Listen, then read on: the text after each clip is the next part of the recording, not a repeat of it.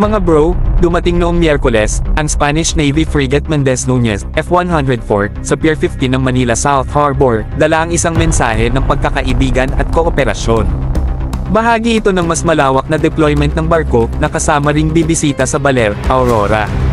Ang pagbisita ay hindi lamang simpleng courtesy call, isa itong goodwill gesture na layong palakasin pa ang ugnayan sa pagitan ng Spanish Navy at ng Philippine Navy, PN.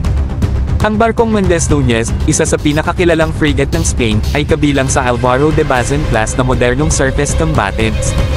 Kilala ito sa advanced Aegis combat system nito, kakayahan sa air defense, anti-submarine warfare, at surface warfare, kaya't isa itong versatile at high-value asset para sa anumang maritime operation.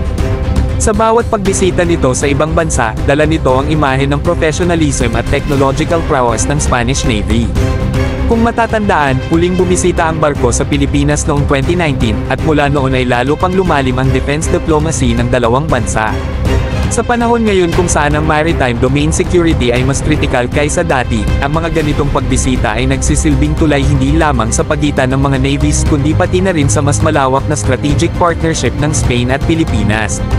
Para sa PN, ang pagdating ng Mendez Nunez ay pagkakataon para sa pagpapalitan ng kaalaman at best practices.